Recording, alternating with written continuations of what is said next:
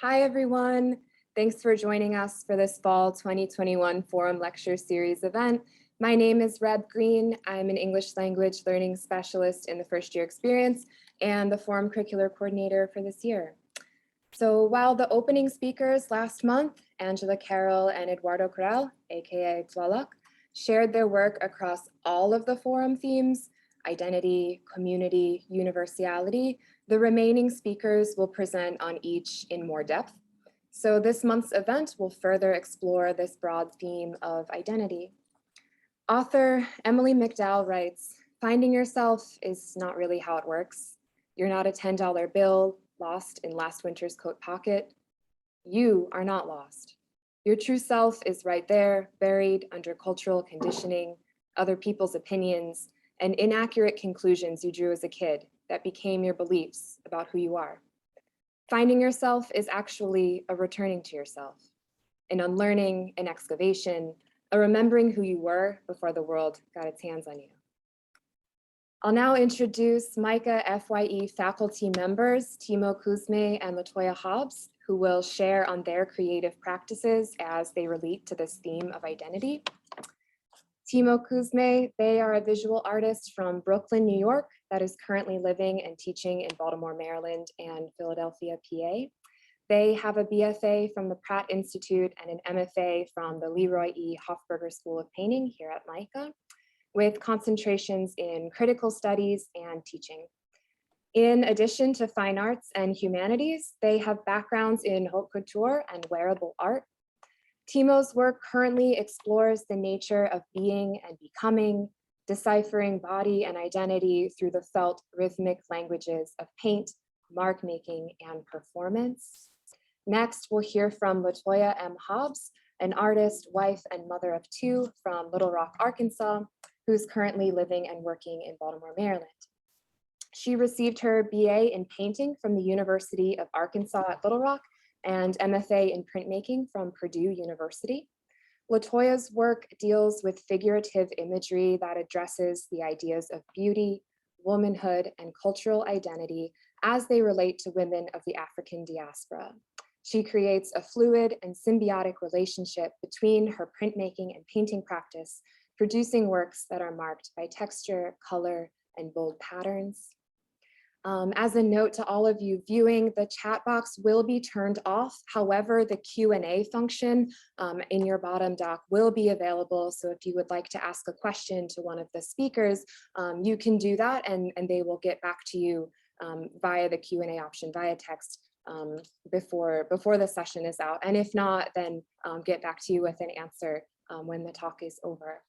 So thank you all for your continued attention, as it is of the highest currency. And I'm so excited to be inspired by these two artists and to better understand how they have used the creative process to return to themselves. Thank you, Timo. Thank you. Everybody can hear me? Thumbs up? Great. Thank you, Michelle's class. You're great. All right, let me just share my screen real quick. Share screen.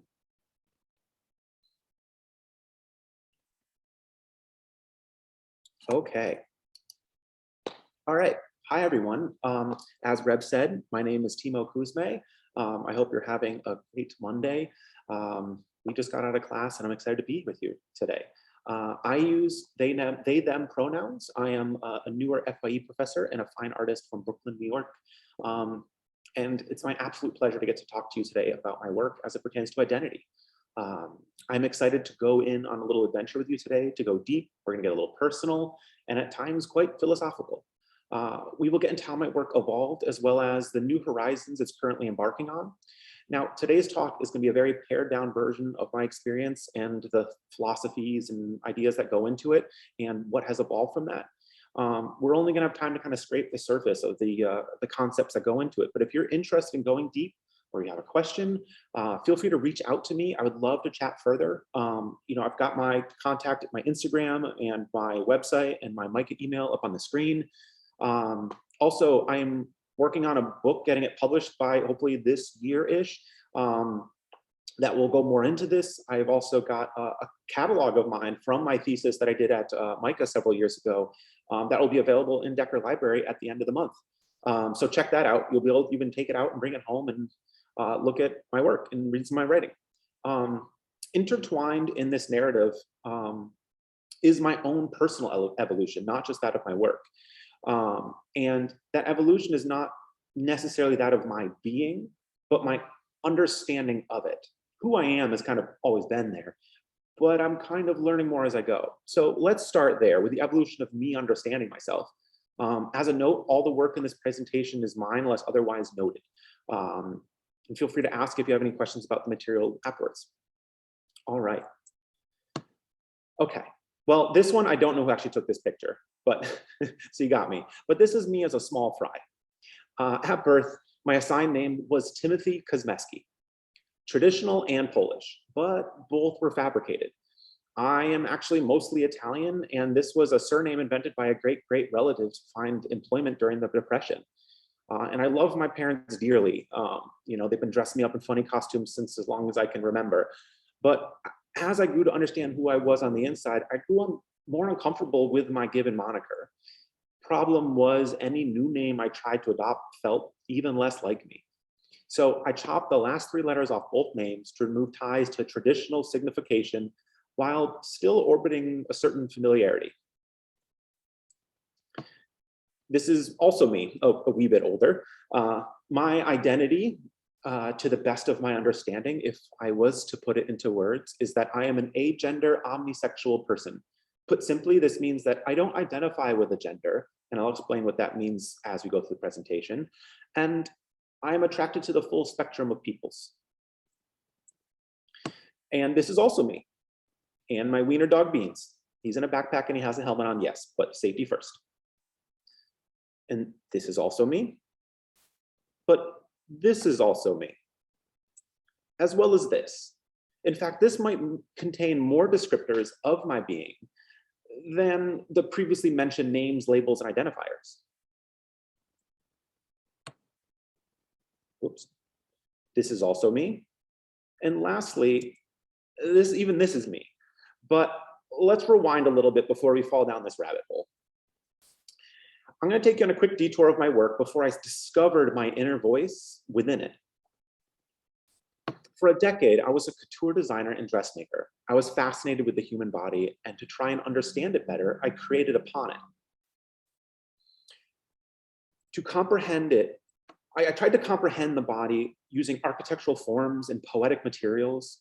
On the right here is one of my friends and trans heroes, Puya Moseni, wearing a sculpted piece in the film The Unwanted Guest. They have a good social media presence and are great activists for the community. So feel free to look them up on Instagram or other places.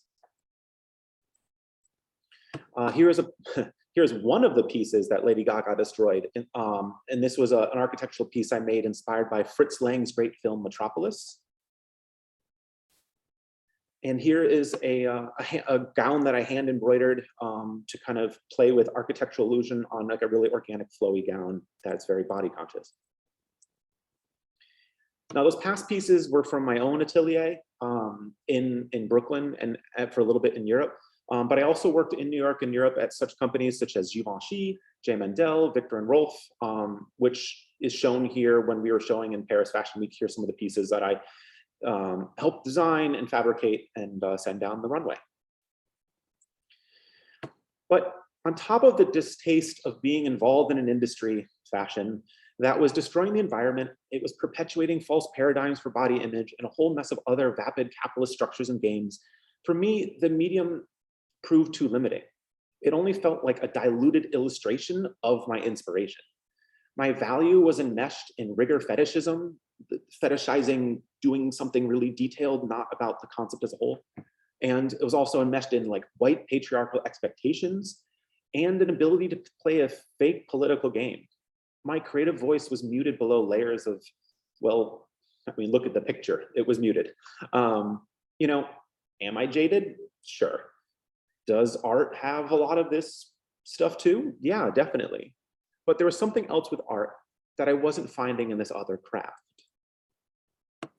I've always painted, and when I was designing a new collection based off my paintings, instead of like pulling someone else's art, I discovered a voice. It was very faint at first, but it was an emergent expression that did not communicate through language and previously understood structures to me. This is where we return to my scribbling and abstract mark making that I was showing you before. In this case, this blob. Some of my students have seen this blob. I'm sorry to make you revisit this blob. But while I uncovered this inner creative voice, I simultaneously uncovered an inner self that felt more true. It's hard to describe, but we're going to try today. See if I can get this to play. For years, I felt like a walking dichotomy, both detached from my organism I existed within, and yet encountering my sense of self within this afferent, which means neurological, biological, and physical systems that constitute the rest of my experience of the whole world. I regularly experienced myself in a removed state as an inner witness, a phenomenon known as internal or external autoscopia, the sense of living within the body, a feeling of the body felt under the body of an amorphous, energetic self under a structure of fixed, outward-facing flesh.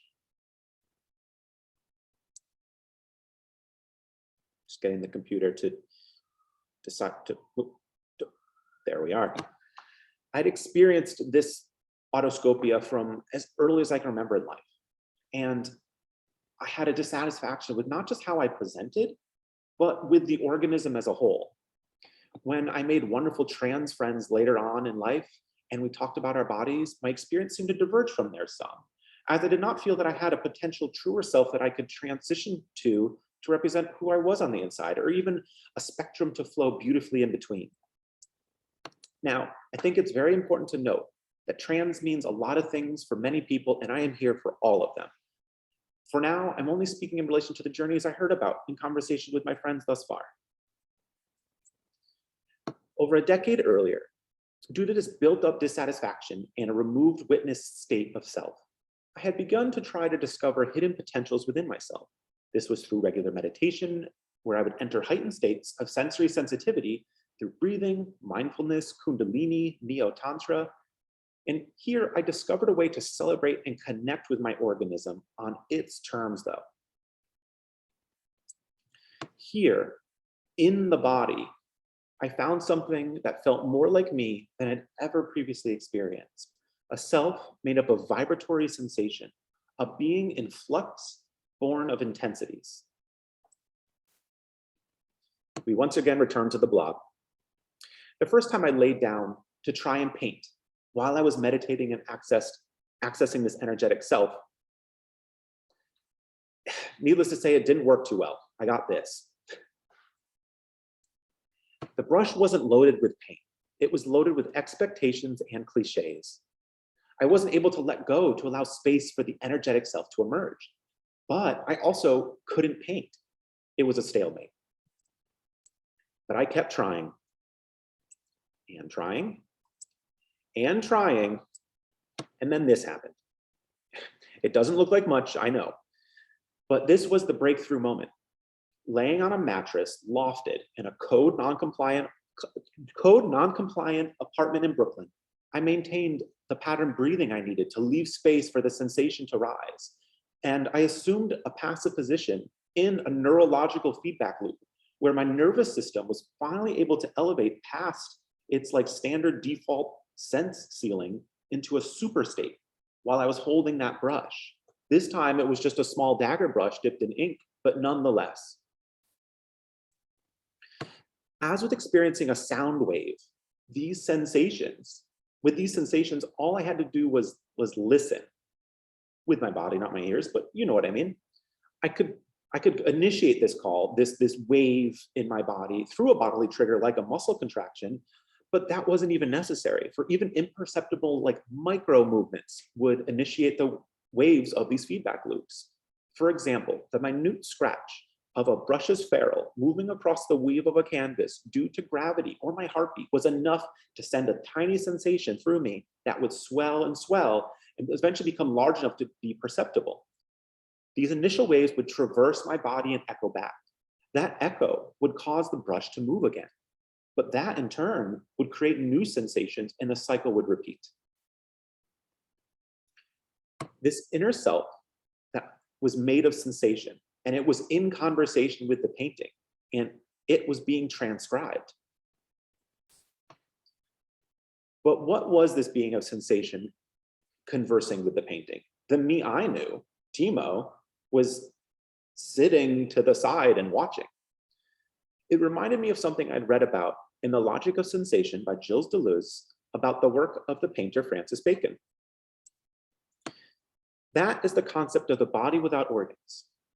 It is an intentionally overloaded and provocative concept, but let's talk briefly about it on a basic level as it pertains to us. It's not so much a body with no organs, rather it is opposed to the organization of organs. Don't worry, I will explain everything. Every one of our actual bodies, our organisms, has a limited set of traits, habits, movements, affects, etc. But every actual body also has a virtual dimension, a vast reservoir of potential traits, potential connections, potential affects, potential movements.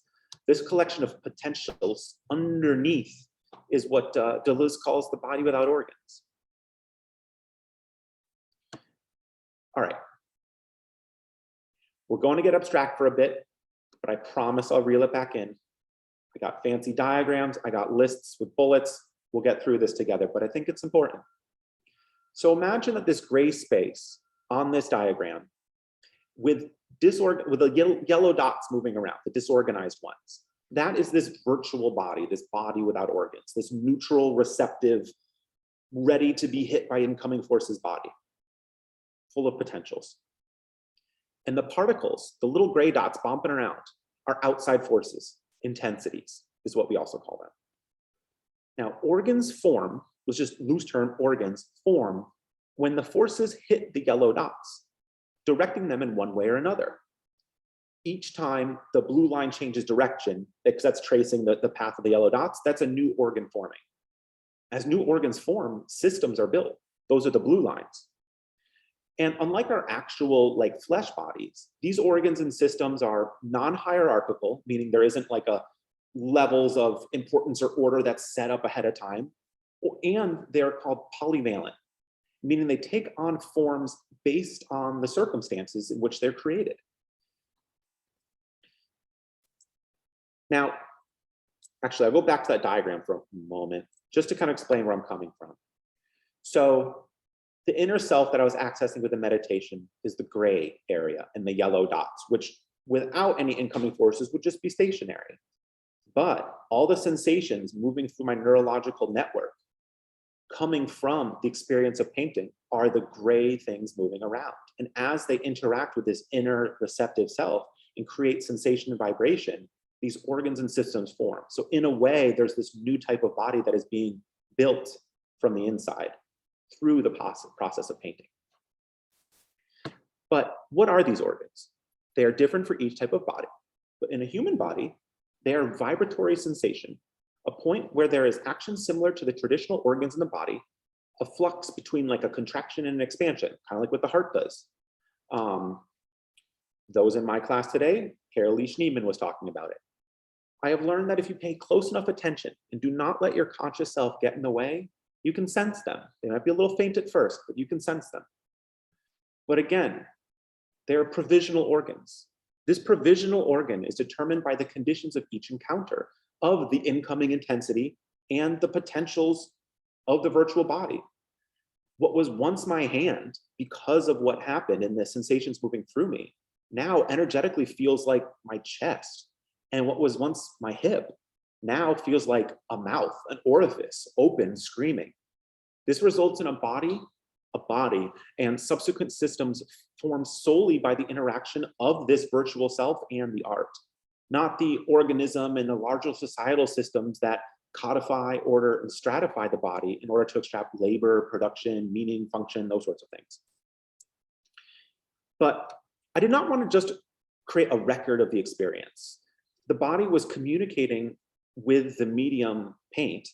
So I wanted to ask questions and learn more about it through paint, not through traditional language or logic, but through affects and intensities, art. The more I did this, the more it felt like the actual me. After years of practice, this is now what I identify with, a less tangible sense of self, but one that feels more home, that I feel more home in than anything else I've experienced. Through a lot of practice, I was able to teach myself to do this while standing, so that I could step out of the meditation and respond with the medium to the previous marks, with squeegees, fingers, blades, you name it, and occasionally a brush. I was able to open space for material becomings, which are moments where the paint takes on a life of its own. Additionally, when I would dive back in after stepping back, my body would sense the previous marks, the ridges, the divots, the texture changes, and this would color the new incoming intensities and subsequent sensations, and thus the future marks. It was a feedback loop to its fullest. Now, this is where we flip. Previously we were looking from within the art. Now we're going to flip around and look at the art as the viewer. I mentioned the painting taking on a life of its own, or at least the paint. I mean this actually literally, and not just the representation of a force, but the systems, territories, and milieus that make up life for all of us in our daily lives are happening within the painting. In my book, I really break this down, but let's look at it briefly here. We can use this work of mine as an example. An alizarin-tinted painted form on a canvas stands strong, with a warm inner glow of vitality peeking through a sturdy skeleton of opaque impasto. Its energy seeks to dance around the canvas, but thin rays of quinacridone violet, mixed with a touch of perylene crimson, delimit the core of this form, establishing an initially delicate but ultimately superior force within the painting. These lines, through their expressiveness and the formal qualities in relation to the lively pink form in the center, establish a virtual architecture, a territory. Now, although they might first seem like two simple forms on a canvas, the interaction of their forces, unmetered, but nonetheless rhythmic, induces expressiveness, sensation, territorialization, and also conversely, deterritorialization. Now, this is already embedded in the canvas, whether we are there to view it or not. But what happens when there is a viewer present? One effective and affecting being addressing another effective and affective being. Again, I go more into detail in my writing, but through the process of our perception in time, an evolution takes place. The evolution of new life. An in-between empathic being created by us and the painting or other types of art. That brings us back to our favorite animation. I know you're glad it's back, Brownian motion. This time, think of the gray as the space between us and the painting, the air between us and the painting. And the small particles are incoming effective intensities from the material life of the painting, meaning what you feel when you experience art. That's the gray dots.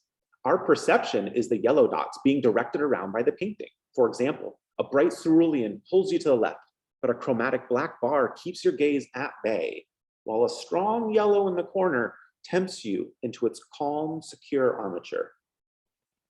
The blue lines, these systems, are formed in time in your memory as you move around the painting.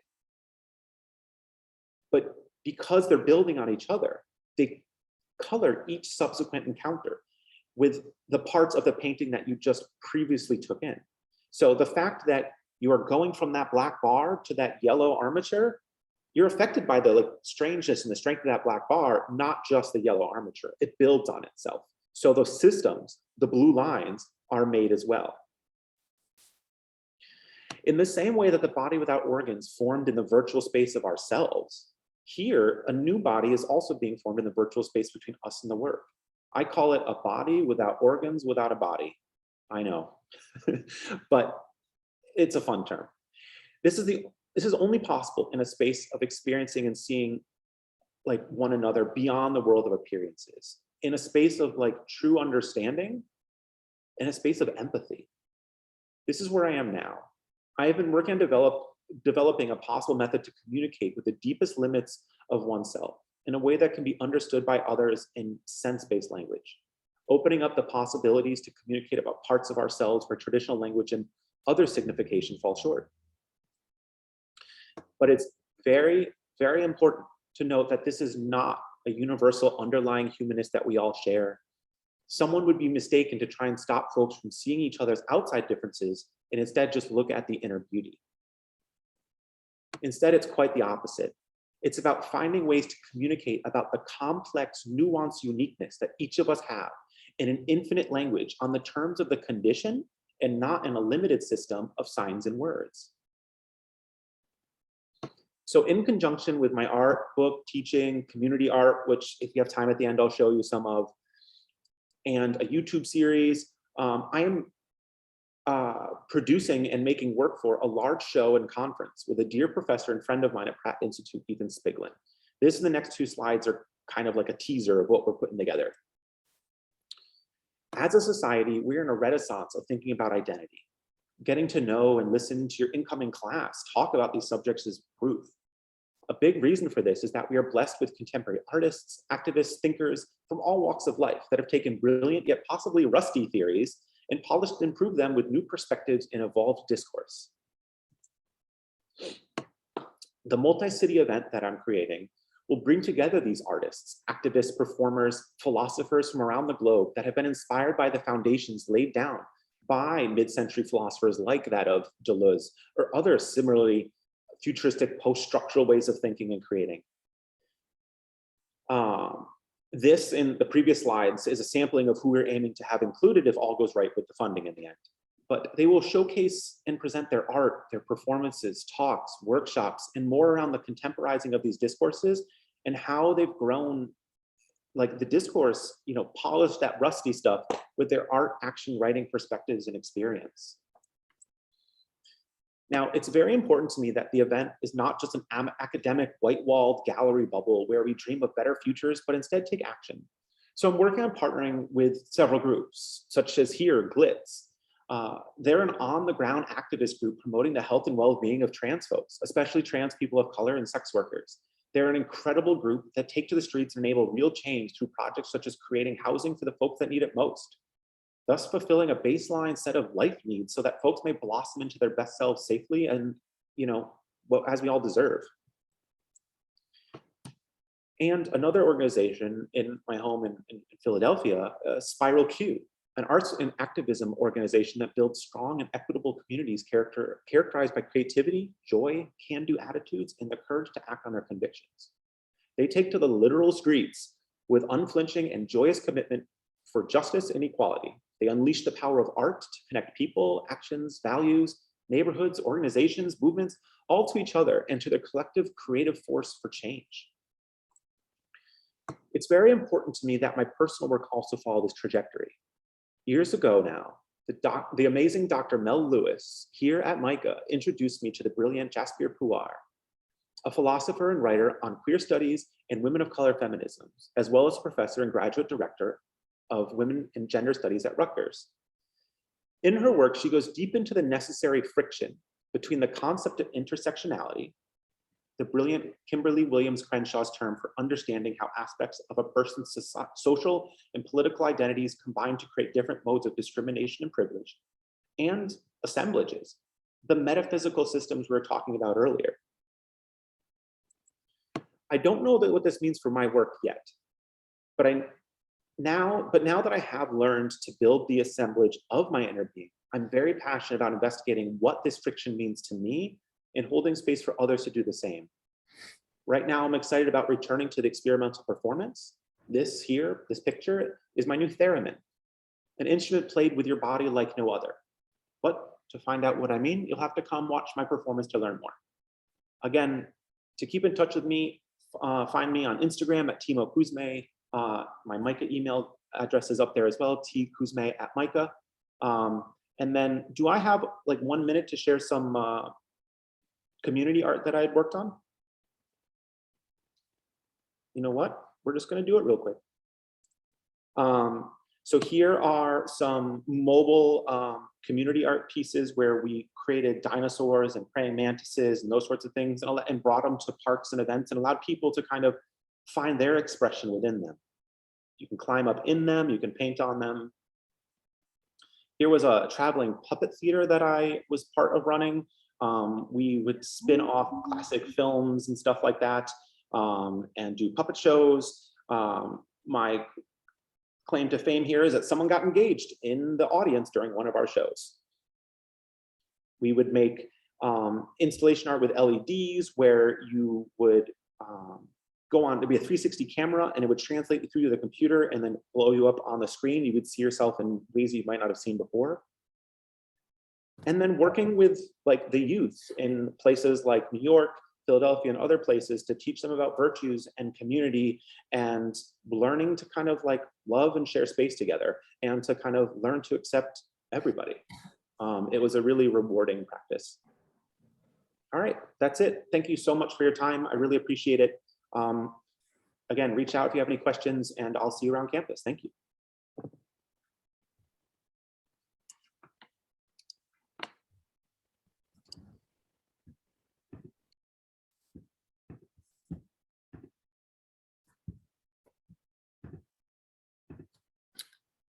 All right, good afternoon, everybody. Thank you so much for having me as a part of your speaker series. Today, I'm going to be talking about identity expressed through self-portraiture. But before I get started, I'd like to just take a moment to acknowledge Fletcher Mackey, amazing person, amazing force in our department, and also at MICA in general. So I just wanted to acknowledge his presence with me today.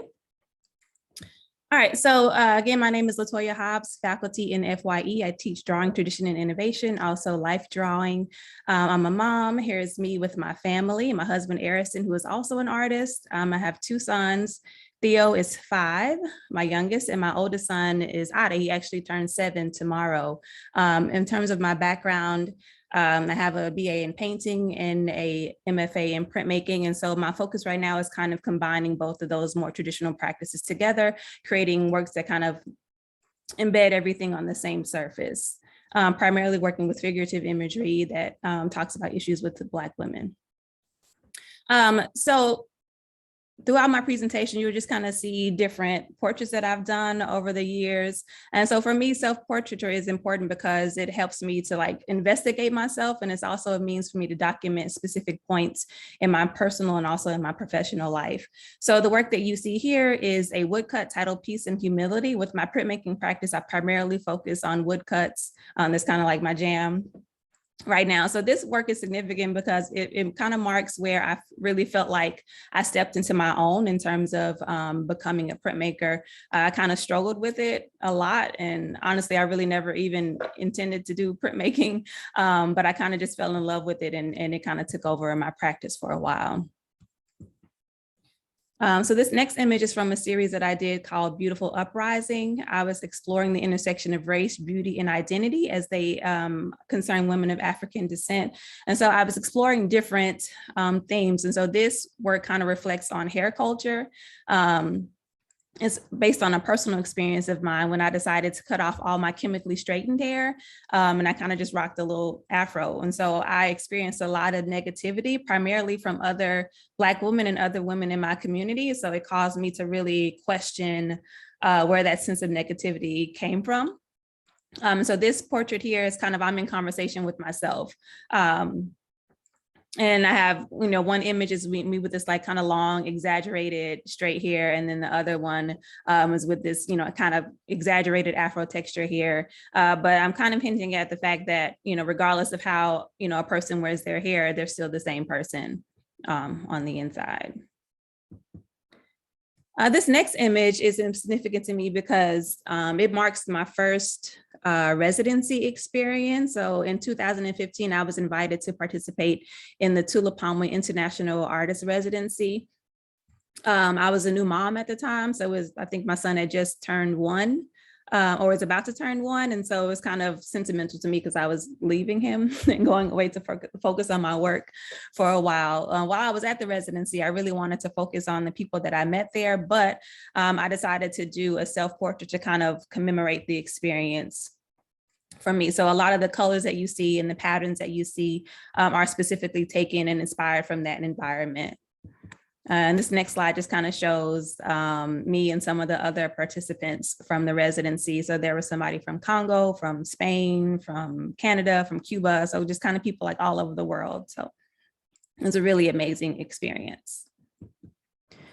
The next few images that I'm going to show are from a series that I'm currently working on titled Salt of the Earth. If you're not familiar with that phrase, salt of the earth is taken from a biblical scripture. It's listed there on the screen, Matthew 5:13. I won't take the time to read through it, but with this series, I am personifying Black women as salt, particularly thinking about the roles of us as preservers of our family and culture and community. So I had the idea for this series a while ago, actually when I was in graduate school, but I didn't really start to actualize the series until maybe about 3 or 4 years ago. And I really didn't understand what the series meant for me until I kind of stepped into this role of motherhood. So some things that I'm exploring within this series are this idea of the matriarch, preservation, self-preservation. So thinking about as like a person who's constantly giving out to other people and playing all these different roles. How am I preserving myself in the process? Not myself, but also just women in general. So this work is titled Birth of a Mother. You can see in terms of the process, I mentioned that I am engrossed in this idea of combining my painting and printmaking practice together. So you can see there's elements from my relief carving practice, there's painting, and there's also kind of collage happening all on the same surface. So I'm really excited about the idea of taking these very different approaches and putting them together on the same surface in a really seamless way. So this image is me when I was pregnant with my first son. And this image was taken in 2014, but I didn't actually make this image until 2019. Part of that is because when I first found out I was going to be a mother, I was really consumed by fear. Obviously fear, of stepping into this role of motherhood, like, what am I doing? Am I going to be a good mom in that kind of situation? But also just fearful of my career being a woman artist. So I really felt like I really couldn't talk about being a mom in my work, that people wouldn't take it seriously. But over the past couple of years, I really started to question where those fears came from and to confront them head on. And I feel like motherhood is such a big part of my life and it's such an authentic experience to me that I wanted to start to share that in my work. So the palette is dominated by gray, partly because, that was just kind of a gray area in my life, just kind of really thinking about things, thinking about this new role that I'm taking on, and also thinking about how this is going to affect my art practice.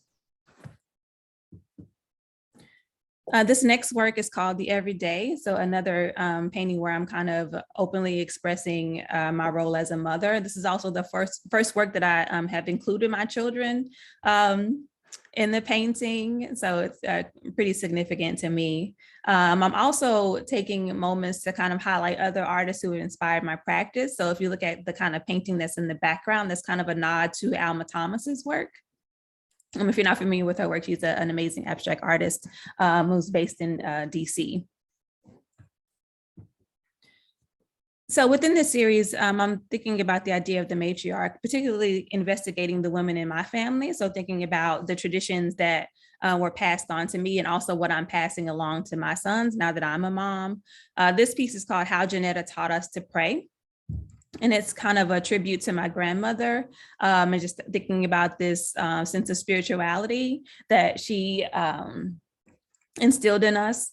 So when I was younger, I would have these memories of my grandmother waking me and my cousins up like at the crack of dawn, like to get up and like pray and read a Bible scripture. And so I remember my mom kind of telling me those same stories as well. So this is kind of a nod to her and the sense of spirituality that I feel like is present in my life and also present with other women in my family.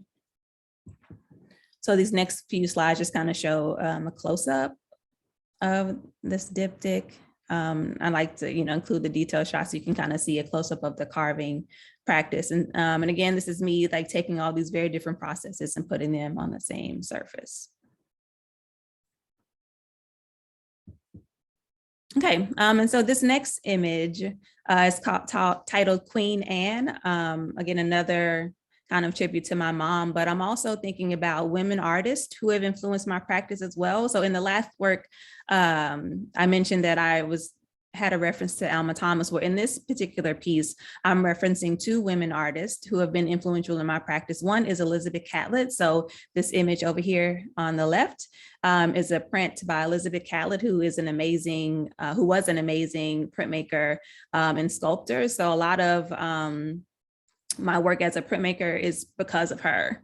So she's really been influential in my practice. And also on the right here is a nod to Samela Lewis, who is a really significant art historian who has really been instrumental in kind of cataloging the Black art canon. And again, you can see, again, just this combination of all these different processes, putting them together on the same surface. And then this next image is called Portrait of a Mother. So again, just all these different portraits kind of chronicle either emotions that I've had during this time in my life, or like specific like milestones. And this happens to be one of my favorite portraits that I've done so far.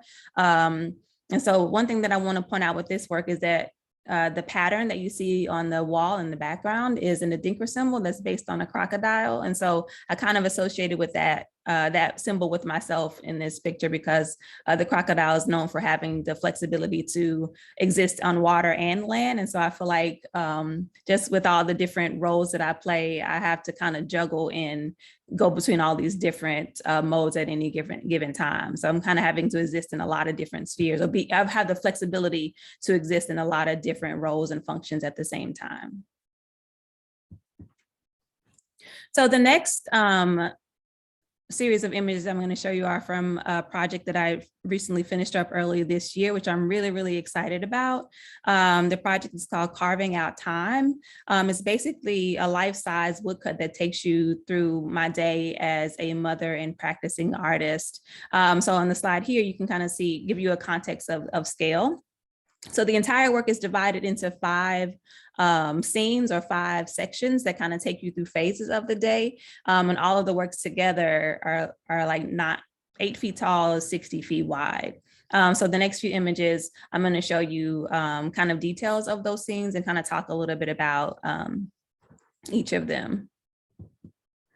So this first scene is called Morning, basically kind of showing you the start of the day. And so in creating this work, I had a few goals for myself. I really wanted to, number one, challenge myself with the scale, obviously. I also wanted to challenge myself by putting the figures in an environment. So with a lot of my previous work, I kind of had this strict format of like doing bust portraits from like the chest up, but I really wanted to push myself and think more about how I can express like narrative portraits. So giving you more information about the people other than just like their physical appearance. So I really wanted to challenge myself by putting people in environments.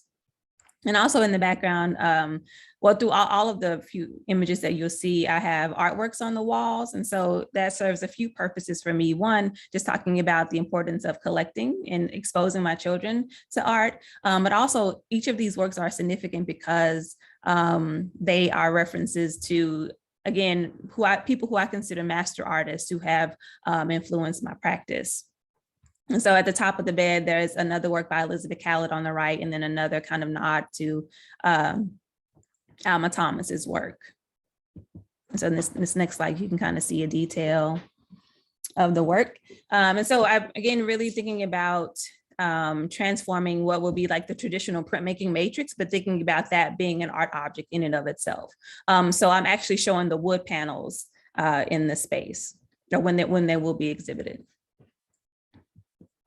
Okay, this next scene is titled Homeschool and Housework. And so it kind of represents like the busyness of the day for me. So this is kind of the period where I'm just trying to check as many things off of my to-do list as possible. And so you can kind of see in the scene, like I'm homeschooling, trying to fold clothes at the same time. So just kind of a lot going on. And so that was kind of the inspiration behind the title for the work. So carving out time, right? So I think we all have to kind of navigate or make negotiations for what we will make time to do and make time to accomplish within our day. But it also kind of nods at the duration of time that it would take to complete this work. So I started this work in August of 2020 is when I kind of got in the studio space and started prepping all the panels and sketches. And then I finished everything up in May of like 2021. This is also kind of like what I think about during the pandemic, when we were kind of in the height of it, and a lot of parents were kind of thrust into being like automatic, like homeschool teachers. I was fortunate at the fact that I was already homeschooling my children before the pandemic, but I just kind of think about the experience of a lot of parents who were just kind of thrown into this thing where they were having to work from home, teach their kids, be daycare, kind of do all these things at the same time. Another goal of myself for this work was to challenge myself with my carving technique. So I wanted to include as many different types of like surfaces and textures as possible. And you can kind of see a close up of that scene. Okay, this next section of this work is titled Dinner Time. So you can kind of see the action of what's happening. It kind of represents like the climax of the day. So when I was organizing the figures and kind of placing people, I was very, very strategic about where people were going to be situated, particularly my figure. So I generally started with my figure and then kind of placed everybody else around me, since I'm kind of showing you this lens like through my experience. And so this is the only panel in the series where I'm kind of standing and I'm kind of in the central part of the composition. So when you look at all the works together, it's kind of like an arc that's based on my figure. I also wanted my husband to be active in this image as well, just to kind of, acknowledge that I don't do everything on my own, that my husband is very, very supportive and very, very instrumental, not only in my practice as an artist, but just with our family in general. You can see a couple more artworks listed here. So the work in the middle is a nod to Valerie Maynard, who is a local Baltimore artist, amazing printmaker. I believe she just had her first retrospective show at the Baltimore Museum of Art, I believe last year. So I put that there because I feel like it kind of matched the silhouette of my figure. And then the other work in this piece is a nod to Carrie James Marshall, who I just, his work has been like so instrumental in my practice, but it kind of foreshadows the relationship between me and my husband. So you can see kind of here a couple who is like engaged. So just kind of, for me, the sentiment is like acknowledging the relationship between me and my partner and making sure that, we keep that strong. And then I really enjoy this scene just because there's a lot of different surface textures, a lot of different things I wanted to challenge myself with in terms of figuring out how to replicate these things with my carving. Okay, the fourth scene is bedtime for the boys. Another goal of mine for this work was to really have a sense of identity, not only with the people occupying the spaces, but with the spaces themselves. So I'm thinking about each of the rooms as a character in and of itself. And so I wanted things to feel really specific to the type of the people that will be occupying the space. And so since this is my children's room, I wanted to really feel like it was a space that belonged to them. So you can see like a lot of their toys on the floor. I also wanted to make sure to include some of their artwork in this series as well. So I like literally asked them to give me like works that they enjoyed so I can put it in the work, which they were really like excited about that. So you can kind of see a close up. There's also a nod to Basquiat in this piece. And then the image on the left is one of my husband's artworks. And then in this last scene, it's like the style of the studio. So after all the day, I'm finally able to kind of step into my role as an artist. So I'm taking off the mom hat and the educator hat and putting on this role of the artist. So this is an actual image of me in my studio space. So with a lot of the other scenes, I kind of had to work from maybe about 8 or 7 different photo references and kind of choreograph things and put them together. I didn't have to do that as much with this particular work because it's pretty much a clear-cut representation of like this, again, actually the space that I'm talking from now. So I wanted to show different works in progress in different stages. So one is complete. So like this is like the image that I showed you earlier with the gray background. I have a woodcut in progress on the floor. Finished works kind of stored in the back. So just kind of giving you a peek into the kind of process of being an artist. Another thing that I feel like is significant about this work is the particular pose that I'm in. It's the first instance where I'm actually making contact with the artist. In a lot of the other scenes, I'm either looking at my children or kind of looking down. But I wanted to make eye contact with the artist in this last scene, to where I feel like this is kind of the moment where I'm stepping into myself. So I'm not somebody's mom, I'm not somebody's teacher. This is LaToya, the artist, in her studio. It's also a reference to another Carrie James Marshall painting. I did include those images for the sake of time, but one of my favorite paintings of his is a series of, I think, young artists that he did. And so with my favorite work, the artist is kind of holding this palette in the same manner. I feel like these work are also kind of a nod to like history painting. So thinking about like this heroic type of figure. So I like the fact that I am showing other ways that can be heroic than we normally think about with like history paintings. And so here is a detailed shot of that work. Yeah, I was so proud of like carving that palette. Like I was so perplexed about how how I was gonna do that, but I feel like I'm so proud of myself with that. Okay, and so this is a shot of the works being installed. So this work is going to be included in an exhibition titled All Due Respect. It's going to be at the Baltimore Museum of Art, opening November 14th through April 3rd. So you guys will be able to see this work in person on the 3rd floor of the Contemporary Wing. So also will be featured the works of Lauren Adams, Makita, who is of MICA faculty in the painting department, Makita Ahuja, and Cindy Chang, who is also faculty here at MICA in the drawing department. Okay, and then last, I just want to show this image. So I was able to produce a set of prints from these blocks. Thankfully, I was able to hire somebody with a mobile printing press to come and print an edition for me. And so this is an image of me at the High Point Center for Printmaking. I just had an opening there with some other printmaking, some other phenomenal Black women printmakers. So I wanted to show that image to end. Okay, so there's my email, lhobbs@mica.edu. You can follow along with me on IG at LaToya Hobbs. I've been kind of sharing the progress of this series and it's like development from the beginning. And also there's my website. And I think that's all I have. So I'm gonna stop sharing.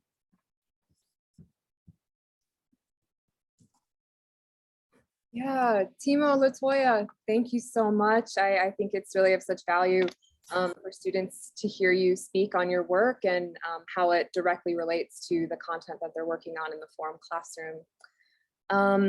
I'll be following up with some information on resources that Timo mentioned in their talk, and also some resources that LaToya mentioned in her talk, along with the recording of this that will be available on the FYE YouTube link.